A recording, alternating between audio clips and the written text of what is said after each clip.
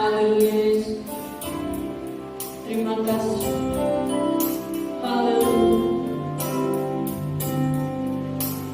Yesus, kami puja,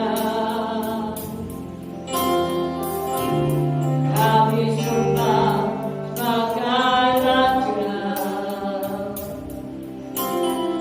berdiri di tengah kami, ditinggikan dan dipuji. Sembah dan puji bagi tamu. Sembah dan puji bagi tamu. Sembah dan puji bagi tamu. Yesus Tuhan adalah Raja. Sembah dan puji bagi tamu. Sembah dan puji bagi tamu. Sembah dan puji bagi tamu. Yesus Tuhan adalah Raja. Sembah dan puji. Sembah dan puji bagi tamu. Amin. Haleluya. Sembah dan puji bagi tamu. Sembah dan puji bagi tamu. Yesus Tuhan adalah Raja. Yesus Tuhan adalah Raja. Yesus Tuhan adalah Raja.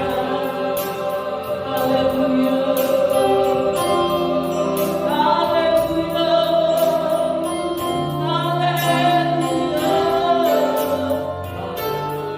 Kami sembah Yesus.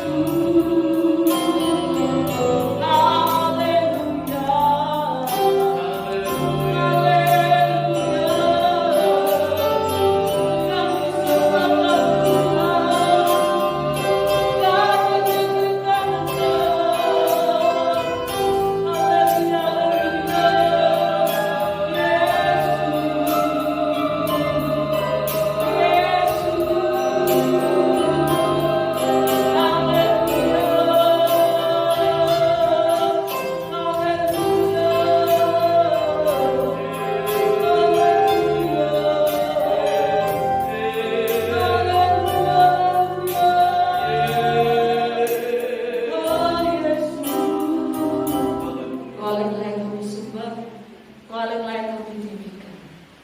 Pagi hari yang indah Tuhan, kami dengan ucapan syukur untuk setiap kebaikan dalam kehidupan kami.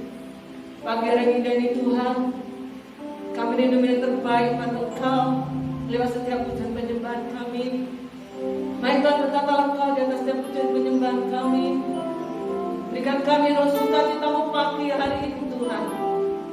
Terima kasih Tuhan, terima kasih. Kami menyerahkan bagi pada pagi hari ini. Mulai dengan hingga pada akhirnya, karena tak masuknya ke dalam tangan. Terima kasih Tuhan, terima kasih. Saya mulai daripada pagi hari ini. Hanya dalam nama Tuhan Kristus yang sejauh nama Tuhan bersama dengan saya katakan. Amin. Haleluya. Bagaimana kabar saudara hari ini? Hidup sehat, tetap semangat, diberkati Tuhan. Amin. Haleluya. Kita menaikkan ucapan syukur kita pagi hari ini. Haleluya.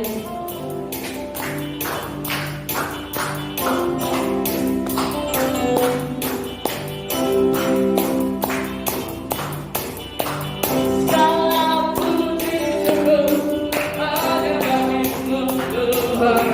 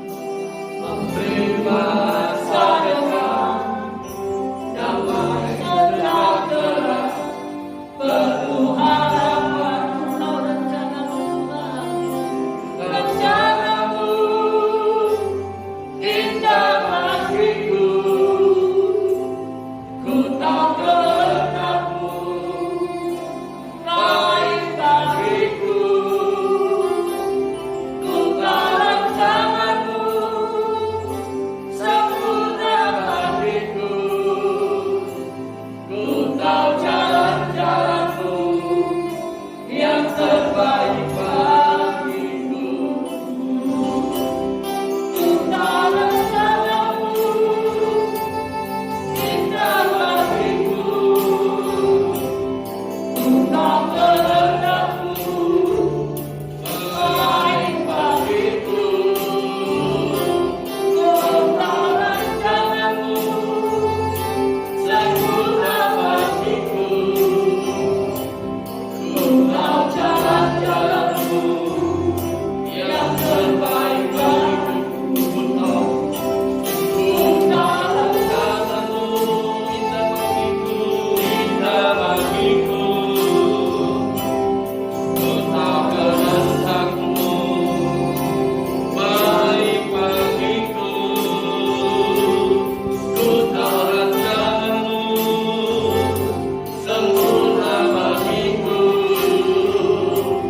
Indah jalan-jalanmu, yang terbaik bagiku. Indah jalan-jalanmu, yang terbaik bagiku. Ku tahu jalanmu, ku tahu jalan-jalanmu, yang terbaik bagiku. Terima kasih Tuhan. Kami meyakini setiap pujian yang kami naikkan kepadamu, bahwa rencanamu atas hidup kami itu sungguh indah. Jalan-jalanmu atas setiap hidup kami sungguh baik. Oleh karena itu Tuhan, pagi hari ini, seberapa kami yang hadir dalam ibadah ini, kami mau Tuhan mempersiapkan tanah hati kami yang baik, supaya benar-benar kebenaran firman Allah itu memerdekakan setiap hidup kami. Baik kami yang di gereja, baik kami yang di rumah, kami yang mendengarkan, kami yang menyaksikan, bahkan kami yang mempersiapkan diri untuk menerima berkat firman. Kami merindukan perawatan Allah turun atas setiap kami. Tidak ada cara yang memisahkan kami Tuhan selama kami ada dalam hadirat-Mu. Terima kasih Tuhan, urapi hamba-Mu, urapi kami semua. Di dalam nama Tuhan Yesus, kami sudah berdoa dan bersyukur. Haleluya. Amin. Pagi hari ini kita bersyukur kepada Tuhan. Ya. Di bulan Agustus, minggu yang terakhir, pagi hari ini saya akan menyampaikan tentang Kristus yang memerdekakan. Kita akan melihat kebenaran firman Allah di dalam Galatia pasal yang kelima. Ayat yang pertama, Galatia pasal yang kelima yang pertama, dikatakan demikian, saudara. Supaya kita sungguh-sungguh merdeka. Kristus telah memerdekakan kita.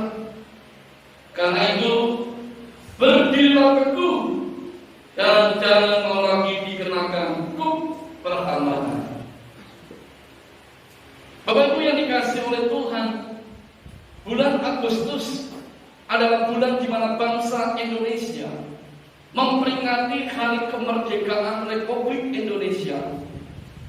Dan di tahun ini bangsa Indonesia merayakan hari kemerdekaannya yang ke-76 tahun.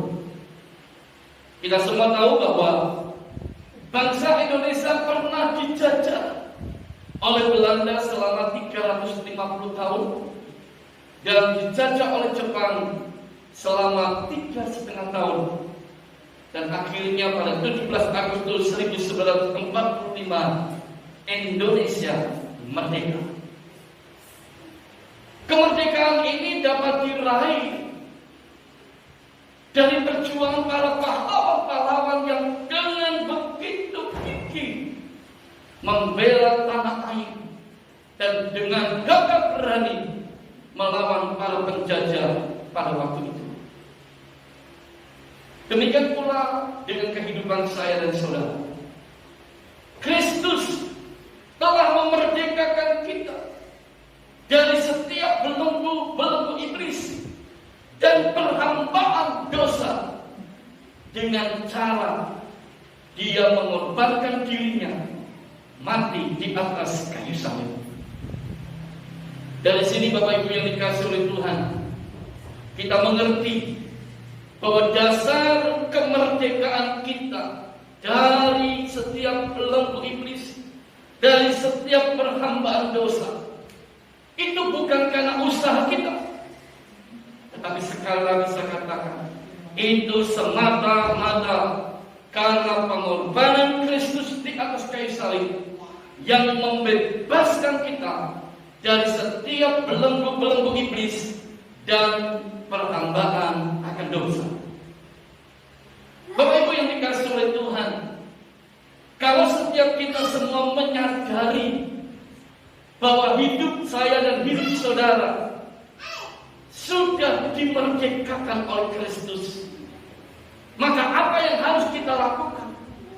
Maka apa yang harus kita kerjakan sebagai orang-orang yang sudah dimerdekakan oleh Kristus? Di dalam pembacaan kita dalam Galatia 5 ayat yang pertama ini, ada dua hal yang dapat kita kerjakan, yang dapat kita lakukan sebagai orang-orang yang sudah dimerdekakan oleh Kristus. Yang pertama dikatakan, berdirilah teguh. Saudara, saat ini kita ini hidup di tengah dunia yang penuh dengan perjuangan. Amin. Penuh perjuangan. Ayo katakan, hidup ini bagaikan peperangan. Karena itu sebagai orang-orang yang sudah dimerdekakan oleh Kristus, hendaknya kita ini dapat tetap berdiri dengan teguh. Katakan amin. Ingat, perjuangan hidup kita itu bukan melawan darah dan daging, kata firman Allah. Tetapi perjuangan hidup kita itu melawan penguasa-penguasa, penghulu-penghulu di udara dan kuasa-kuasa kegelapan yang jahat ini. Saya mau beritahu kepada Bapak Ibu semuanya, pemusuh setiap orang yang percaya kepada Kristus itu bukan darah dan daging, artinya bukan sesama manusia musuh kita, tetapi musuh kita adalah musuh yang tak terlihat. Itulah kuasa kegelapan, roh-roh jahat yang ada di udara ini, yang tanpa pernah kita sadari, kadang-kala itu menyerang kehidupan saya dan saudara. Kalau kita tidak bisa berdiri dengan teguh, maka roh-roh jahat yang ada di udara ini, kuasa-kuasa kegelapan yang ada di udara ini, itu akan menyerang kita dan akan berusaha kembali untuk memperhamba hidup kita.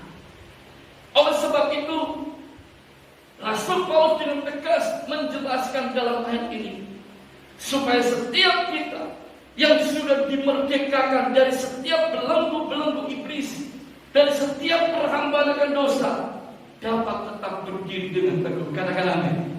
Saudara, kata berdiri teguh di sini memberi satu pengertian buat saya dan saudara, bahwa sebagai orang-orang yang sudah dimerdekakan oleh Kristus, kita hendaknya dapat menjadi pribadi-pribadi yang kuat, pribadi-pribadi yang tangguh di dalam menghadapi setiap godaan dan tawaran dari dunia ini.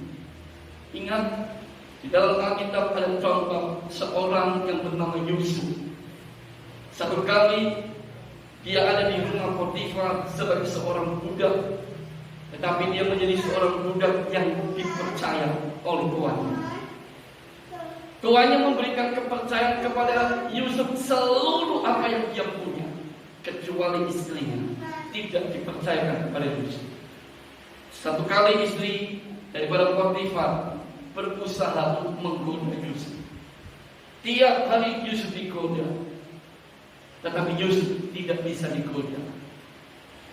Istri Potifar berpikir, oh karena masih banyak orang, sehingga Yusuf tidak mau melakukan perbuatan ini. Coba kalau sendirian, tanpa ada orang, apakah Yusuf bisa tetap berdiri teguh atau tidak?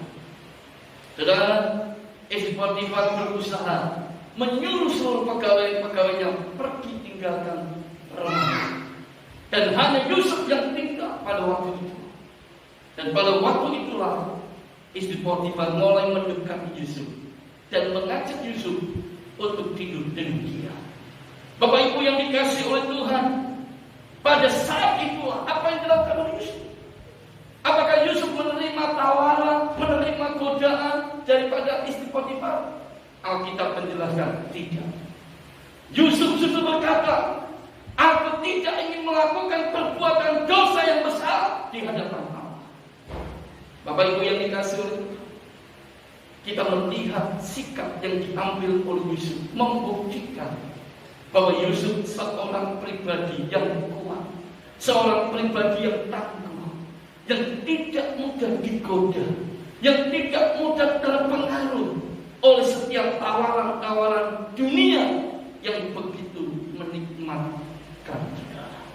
Saya mau kasih tahu, dunia selalu menawarkan hal-hal yang nikmat, hal-hal yang kelihatannya begitu baik, tapi tanpa kita sadari, dunia sedang ingin menyeret kita kembali kepada perhambaan akan dosa. Bapak Ibu yang dikasihi oleh Tuhan, bukan berarti menjadi orang kaya itu salah, bukan berarti menjadi orang yang sukses itu salah. Tidak. Tapi perlu kita perhatikan, kekayaan kesuksesan bisa membawa kita terseret kembali dalam perhambaan akan dosa. Ini yang perlu kita perhatikan. Karena itu, sebagai orang yang sudah dimerdekakan oleh Kristus, kita tetap harus berdiri dengan teguh. Hanya orang-orang yang berdiri dengan teguh yang mampu, saya mengatakan yang mampu untuk apa?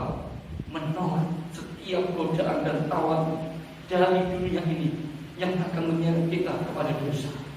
Bapak Ibu yang dikasihi oleh Tuhan, untuk kita bisa berdiri teguh, kita perlu kebenaran firman Allah. Katakan amin.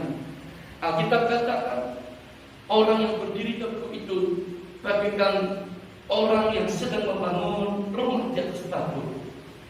Ketika ada datang banjir, ketika ada datang badai, ketika ada datang hujan, bangunan yang didirikan di atas batu itu tidak akan pernah roboh.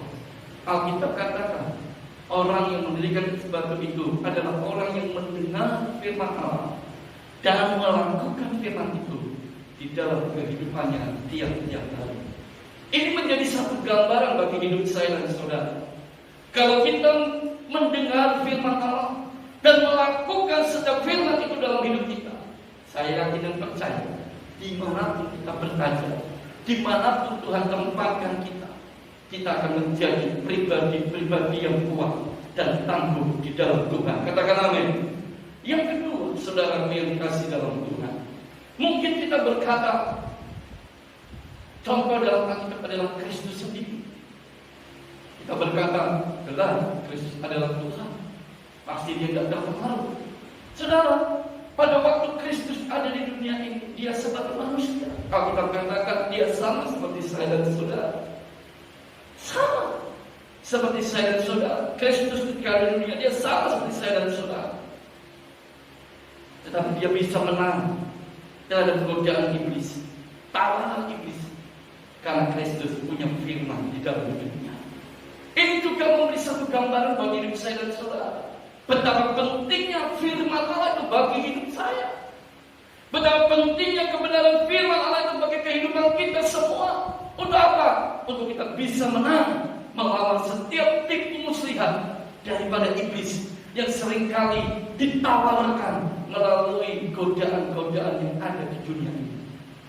Ingat ketika Yesus ditawarkan oleh iblis, Yesus digoda oleh iblis, iblis bawa pada satu tempat yang tinggi. Kalau saudara baca dalam Injil Matius pasal yang keempat, di tempat yang tinggi, di situ iblis memperlihatkan seluruh keindahan dunia ini. Dan iblis katakan, semua itu akan kuberikan kepadamu kalau kamu mau menyembah aku. Saat Yesus berkata, hanya kepada Allah saja engkau menyembah. Bapak Ibu yang dikasihi dalam Tuhan, Kristus, walaupun dia sebagai manusia sama seperti saya dan saudara pada waktu itu, dia bisa menang melawan setiap tipu muslihat iblis dan memberikan tawaran godaan dunia yang begitu indah. Yesus tidak tertarik karena Yesus punya firman di dalam kehidupan. Inilah yang harus kita miliki dalam hidup kita sehari-hari. Kalau kita ingin menjadi pribadi yang kuat, pribadi yang tangguh, yang selalu hidup dalam kemenangan demi kemenangan, maka jadikan firman Allah selalu ada dalam hidup kita. Jadikan firman Allah menjadi dasar untuk kita selalu melangkah dalam kehidupan. Ingat, ketika kita melangkah di dalam pimpinan kebenaran firman, maka setiap langkah hidupmu tidak akan pernah tersandung. Katakan amin. Setiap langkah hidupmu pasti seturut dengan rencana Tuhan. Yang kedua, Bapak Ibu yang kasih dalam Tuhan, dikatakan di dalam ayat ini, jangan mau lagi dikenakan keperhambaan. Bapak Ibu yang dikasih oleh Tuhan, sebagai orang-orang yang sudah dimerdekakan oleh Kristus, status hidup kita bukan lagi hamba dosa. Perhatikan, status hidup kita bukan lagi hamba dosa, tetapi Alkitab katakan sebagai hamba kebenaran. Firman Tuhan berkata dalam Roma pasal yang ke-6 ayat yang ke-18, karena status hidup kita sebagai hamba kebenaran, maka kita punya tanggung jawab. Kita punya tanggung jawab untuk tidak lagi mengenakan kehidupan yang diperhamba oleh dosa, tetapi sebaliknya hidup kita harus di dalam kebenaran. Amin. Firman Tuhan katakan dalam surat Petrus, kita ini adalah hamba-hamba Allah. Jadi yang disebut dengan hamba Allah, hamba Tuhan, hamba kebenaran, itu bukan hanya pendeta, tetapi setiap kita semua, orang-orang yang sudah dimerdekakan oleh Kristus, yang percaya katakan amin. Kita semua yang sudah dimerdekakan oleh Kristus adalah hamba-hamba yang hidup dalam kebenaran. Nah, saudaraku yang dikasih dalam Tuhan, orang yang hidup dalam kebenaran adalah orang yang tidak mempergunakan kemerdekaan itu sebagai kesempatan untuk kehidupan dalam dosa. Kalau status hidup kita ini adalah hamba kebenaran, itu berarti kita punya tanggung jawab untuk apa? Tidak mempergunakan kehidupan ini untuk kembali dalam kehidupan akan dosa.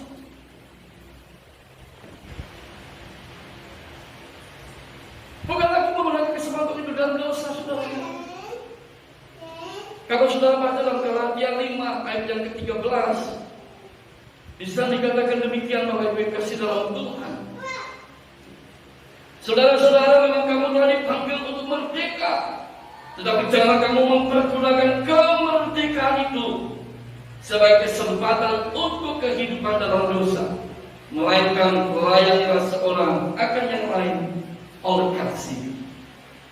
Jelas, orang yang hidup dalam kebenaran, dia tidak menggunakan kesempatan ini untuk kembali hidup dalam dosa. Lalu yang kedua, orang yang hidup dalam kebenaran adalah orang yang menjaga kehidupannya supaya tidak menjadi apa saudaraku? Batu sandungan bagi mereka yang lemah. Saudara bisa membacanya dalam 1 Korintus 8 ayat yang ke-9. 1 Korintus 8 ayat yang ke-9. Di sana dikatakan, tetapi jagalah supaya kebebasanmu ini jangan menjadi batu sandungan bagi mereka yang lemah. Ini orang yang hidup dalam kebenaran. Dia tidak menggunakan kebebasan hidupnya. Dia tidak menggunakan kemerdekaan dalam hidupnya. Untuk apa? Untuk menjadi batu sandungan. Tetapi sebaliknya dia akan jaga hidupnya betul-betul, supaya hidupnya jangan menjadi batu sandungan bagi setiap mereka yang lemah. Bapak Ibu yang dikasih dalam Tuhan, ini yang Tuhan rindukan dalam setiap hidup kita. Dan yang ketiga, yang terakhir, orang yang hidup dalam kebenaran adalah orang yang hidup di dalam kasih. Galatia 5 ayat ke-13 dikatakan, melainkan melayani seorang akan yang lain oleh kasih. Jadi kita mengerti sekarang bahwa orang yang hidup dalam kebenaran adalah orang yang hidup di dalam kasih. Di dalam Alkitab ada hukum kasih. Perjanjian Lama ada 10 perintah Allah. Dan 10 perintah Allah itu dirangkum dalam hukum kasih. Yang pertama, kasihilah Tuhan Allahmu dengan segenap hatimu, dengan segenap jiwamu, dengan segenap akal budimu, dan dengan segenap kekuatanmu. Hukum yang kedua, kasihilah sesamamu manusia seperti dirimu sendiri. Kalau kita adalah orang-orang yang sudah dimerdekakan, yang artinya kita harus hidup dalam kebenaran, itu berarti hidup saya dan saudara harus hidup di dalam kasih. Kasih kepada Allah dan kasih juga kepada sesama.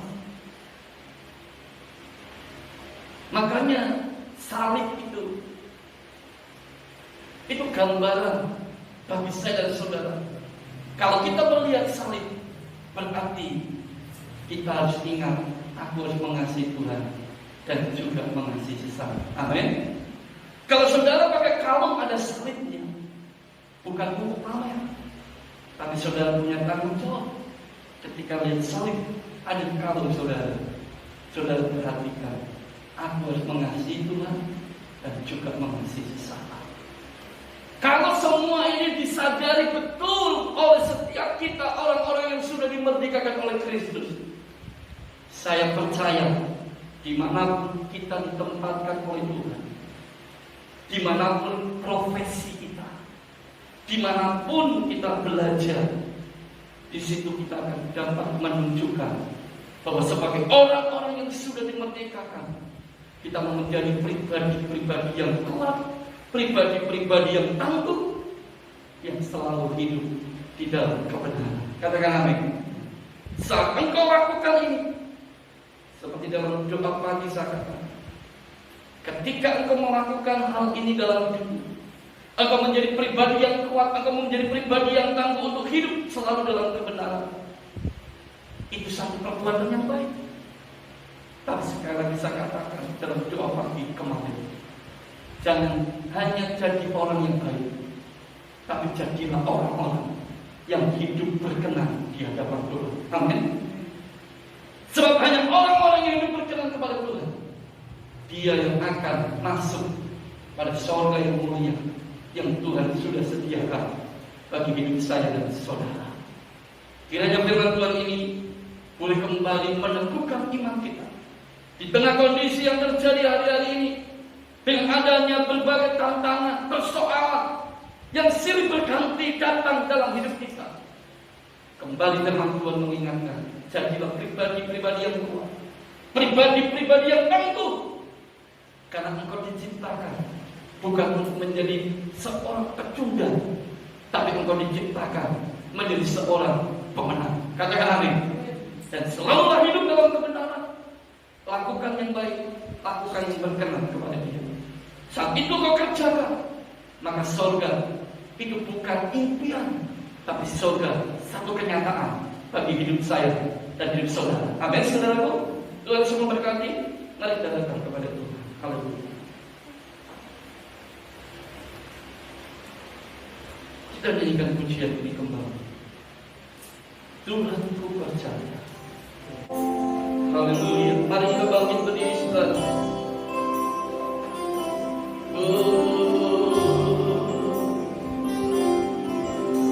Tuhan ku percaya, rencanamu indah, walau saat ini tak ku mengerti.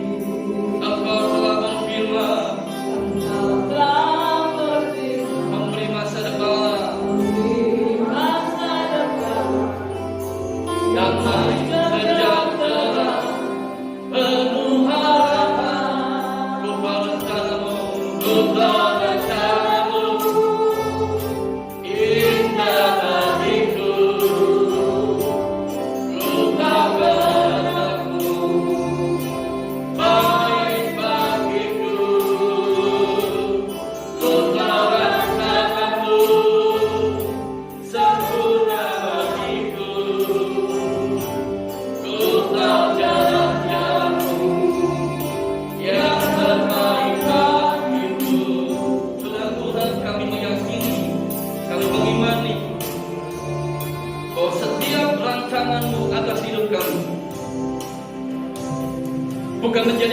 pecundang, tapi menjadikan kami pemenang. Oleh sebab itu Tuhan, sebagai orang-orang yang sudah dimerdekakan oleh Kristus, kami mau jadi pribadi-pribadi yang tetap kuat, teguh di dalam Engkau. Pribadi-pribadi yang tangguh untuk selalu hidup dalam kebenaran-Mu. Melakukan yang terbaik, melakukan yang berkenan di hadapan Tuhan. Karena kami percaya, hanya orang-orang yang hidup berkenan kepada Tuhan yang akan selalu menikmati segala yang terbaik yang Tuhan sediakan bagi setiap hidup kami semua. Terima kasih Tuhan berfirman pagi hari ini. Bekerjalah Engkau melalui kuasa-Mu menjamah setiap kami, melawat setiap kami, dan kami berdoa yang lemah dikuatkan, yang susah dihiburkan, yang sakit disembuhkan, dan kekurangan diberkati oleh Engkau Tuhan. Karena bagi Tuhan tidak ada perkara yang mustahil. Engkau Allah yang sanggup mengadakan dari yang tidak ada menjadi ada, sehingga kami boleh melihat bahwa segala perbuatan Tuhan atas setiap hidup kami adalah perbuatan yang ajaib, perbuatan yang luar biasa, yang akan selalu menuntun, membimbing, dan menyertai setiap langkah hidup kami, sehingga kami tidak lagi takut, kami tidak lagi khawatir, karena kami percaya jika Tuhan yang menyertai langkah hidup kami, maka kami akan terus melihat perkara-perkara yang luar biasa Tuhan nyatakan dalam setiap kehidupan kami. Berkati setiap kami semuanya yang sudah beribadah pagi hari ini, dan kiranya Engkau mencurahkan berkat-Mu atas setiap kami semua. Di dalam nama Yesus, mengalir segala berkat yang terbaik, berkat yang datang daripada Tuhan Yesus atas setiap hidup kami. Diberkati kehidupan kami, diberkati segala apapun yang kami kerjakan, dan semuanya dibuat Tuhan menjadi berhasil. Dalam nama Tuhan Yesus Kristus, kami sudah berdoa dan bersyukur. Haleluya.